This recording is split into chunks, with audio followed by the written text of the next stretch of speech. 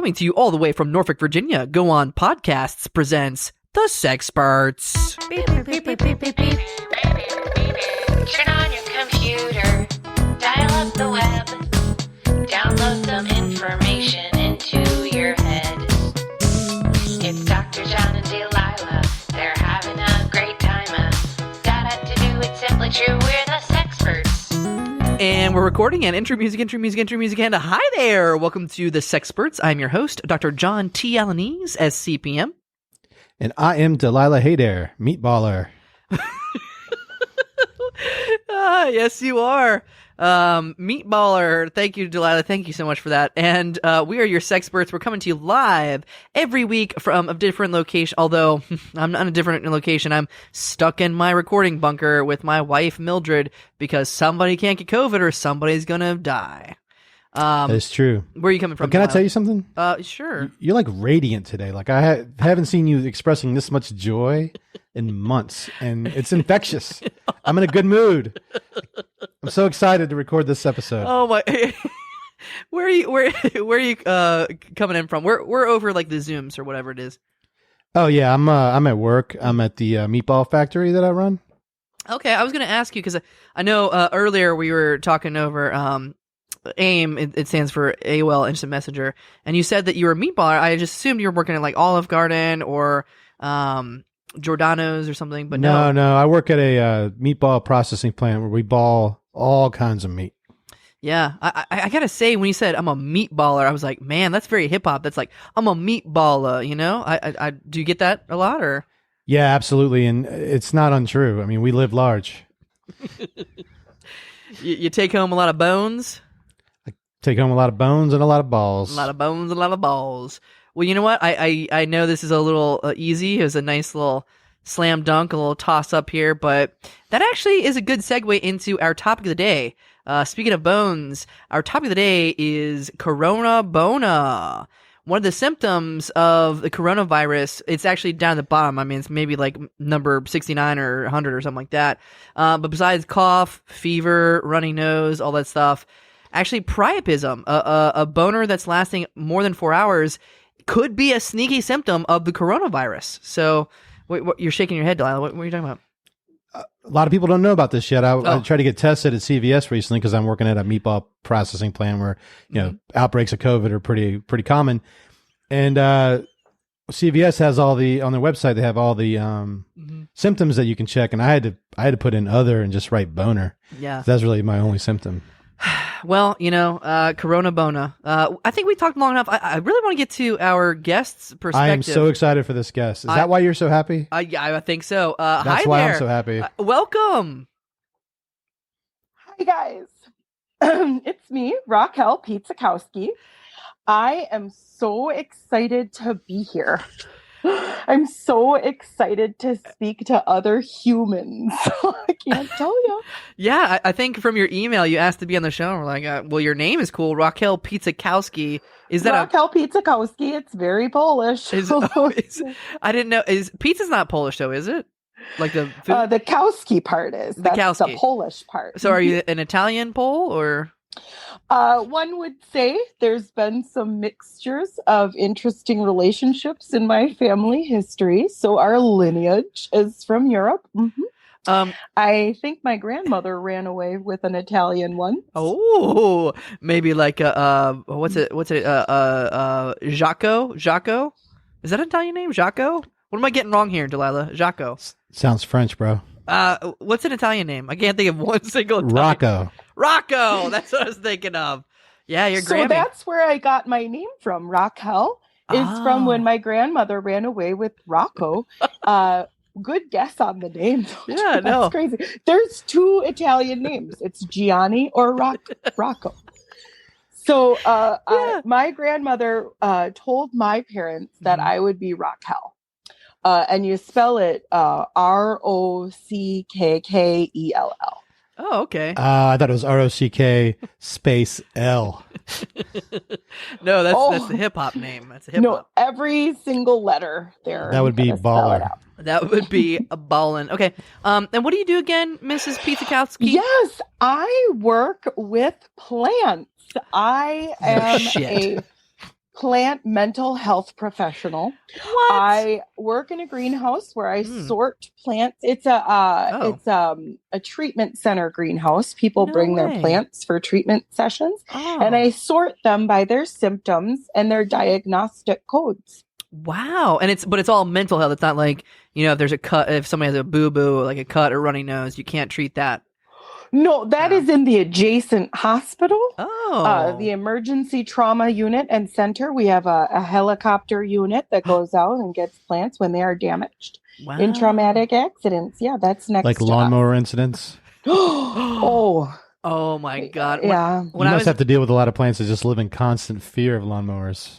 Well, that is actually one of the symptoms, one of the diagnostic codes. Yes, I do sort plants by that. And we lovingly call it the spin syndrome. Plants are terrified of the spinning blades. Yeah. So they emulate behaviors to defend against a blade. So they fold themselves in on themselves and really get their root balls all tangled. Root balls? Root balls? Are you thinking what I'm thinking? Meatballs. Vegetarian meatballs. Vegan meatballs.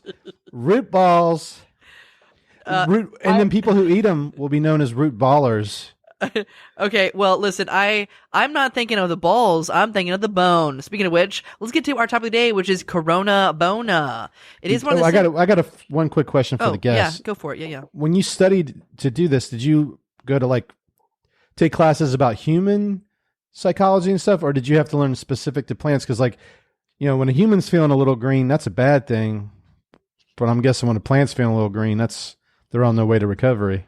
That's an excellent question. I did do my undergraduate work in botany, but I took a lot of religious study classes. So I was wanted to be sort of the world. I traveled to the outer reaches outside of India to parts of Tibet and Mongolia, and discovered a Buddhist sect that was actually taking plants and encouraging them to live Zen by, being one with the wind.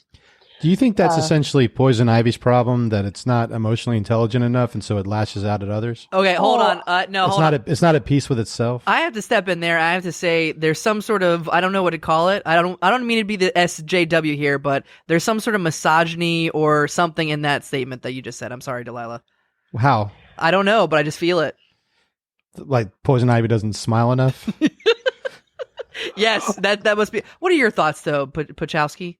Well, it's Pizzakowski. Pizzakowski. You can call me Rockkelle. I make everyone else call me Dr. Pizza.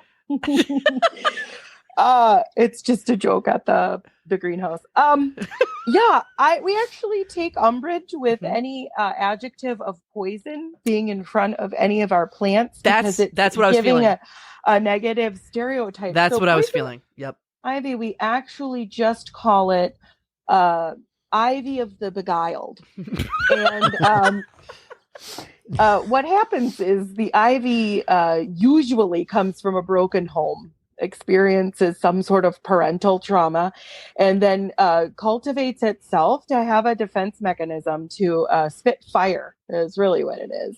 By releasing venom on humans. I didn't realize plant life had gotten so politically correct. I guess I'm not allowed to say poison oak anymore. Oh, no, that it's oak of the dung hole, which is sort of, because that's what happens, is that the oak gets over fertilized and becomes detrimental to humans. Because otherwise, an oak is just fine. You can just touch an oak. How about Venus flytrap? Is that offensive? Oh, no, this one is the most interesting plant. The Venus flytrap is actually why I got excited about your show. We have an entire section in our greenhouse treatment center of plants that are having sexual disorders. And the Venus flytrap is definitely one of those. Oh my God. Yeah, I knew there was something sexual about that. I think it's Little Shop of Horrors. Do you know that actually Steve Martin, he didn't even have to audition for, you saw the movie version? Oh, yes. We watch it every year at our annual conference. Do you have an annual conference? I was going to ask you, like, do you meet other plant specialists, plant mental specialists? It's a crossbreed of botany and psychology. We call it bicology. But probably you're shunned by botanists as well as psychologists, where they both kind of poo-poo. Like probably the botanists are like, and the psychologists are like, That is an excellent observation. There are some purists in our field. The botanists don't always understand the language of plants, whereas psychologists don't understand why we're not talking to people. Yeah. You wouldn't believe how much shit we get as sexperts. Yeah, we show up to like doctor conferences and meatballer conferences. Wait, no. Okay, you had me in the beginning, but then you dropped it. No, Delilah, when we go to sex conferences, like in Vegas with like, sex work and stuff like that, they look at us like we're too like uptight, like we're squares. Then when we go to the doctors' conferences, like the medical, WebMD and stuff, they shun us because they think we're the sex workers. And Remember we're not. in Palm Springs when that woman had you sign her breast and she started crying? Yeah, I know. And then I had to talk to you about like pressing in hard while you're signing someone's breast. Well, listen, that quill pen was the only pen that I had handy, so it I don't know. What do I say? Turn Anyways, her down? I don't know if you checked the sexpert's email. She got that tattooed on there. No shit. The quill pen or your signature. My signature. Yeah, that's good. That's good. Well, let's actually get to Corona Bona because I do want to be safe out there because, as you know, Dr. Trump, or not Dr. Trump, Donald Trump, excuse me, he leaves it up to the states to decide what symptoms. Well, hold up. Oh, yeah. Speaking of states, and what kind of government regulations are you working under? Like, are you licensed? Do you have I had the same question. Credentials, or are you just a self-declared? No, it is definitely a science. After I left Mongolia and Tibet, I came back to the United States and actually did most of my studies at MIT, and then had to leave and actually finished up my studies right here at the Norfolk Botanical Gardens. They have an underground school to become a master horticulturalist. So I have a doctorate in psychology, a doctorate in botany, and I'm a master horticulturalist. And are these plants laying on couches, or do you meet them where they live? Well, the joke is I am not a Freudian plant psychologist, so I don't make them talk about their moms. Plants that don't want to fuck their mothers. That's interesting that you bring that up because there are a whole valley of plants that actually do practice incest. Probably the Napa Valley. I would think plants would sit around horny all day long, being surrounded by constant reminders of the birds and the bees. Only roses. Oh, that's a plant. I get it. Oh my God, you guys. See, I don't get any of these jokes, but I'm glad you and Delilah are hitting it off. So let me ask you something that I do know about. They're always trying to spread their seed. That's what plants be doing. All right, don't. Okay, let me ask you though. I know that you're very passionate. You're an expert in your field, but it must be hard getting yourself out there. Speaking of, was this question for me? Maybe no. Let's go to Rockkelle. I just heard expert in my field. Okay, let's go to Rockkelle first. Do you get to meet people, or do you have a little love bug of your own, or what's going on there? Thank you for asking. That's actually another reason why I wanted to come on the Sexperts. I was hoping to spread my wings a little bit and actually talk to people, just kind of get a sense of what goes on in the real life. I spend so much time in the greenhouse. We don't normally do this, but I think we're gonna help you get. I think we're gonna help match you with the correct. Are we gonna make a sexpert love connection? We're gonna make a sexpert love connection. We don't usually do this, but just to let's make up your dating profile here. We haven't done this since '87. I know, this is great. So what would you say is like your number one date? Like what would you like to do on a date? That's easy. I would really love it if we could look at plant slices on microscopes. Okay. And so that I could tell someone about their plants, maybe at their house or maybe from their house. Yeah. Yeah. But really, I enjoy paddleboarding. Ooh. I enjoy clippings, making clippings from the forest. So a walk outside would be lovely. I also enjoy Chinese takeout. Okay. Yeah. Always get veg lo mein with no vegetables. Oh wow. I was gonna say, do you eat plants? No. Oh wow, you're a carnivore? Yeah, predominantly we eat a lot of meats because meats aren't plants. Well, I think we just made a match right here, right now, because guess where Delilah works? Do you like meat in ball form? Do you like to roll your meats? It is the most convenient meat form, I will say. Oh my God. I like it because it reminds you of me of the earth, you know? Well, how so? It's round like the earth. Oh. Well, some say it's flat, but okay. Well, we do make meat discs for those people. That's very, now who's a social justice warrior? Okay. All right. Hey, just being politically correct in this like day and age. It's hard to do. You got to keep up. Speaking of politics, one of my very close to my heart activist activities. Yeah. I do a lot of speaking out about maple syrup. I think maple syrup, how they collect it, is sort of the unabashed sexual trauma and abuse of our trees, of our maple trees. I hate to interrupt you, but if we're gonna date, you're gonna have to get used to that. Wait, what? What? You clarify. Get used to what in that sentence that she just said?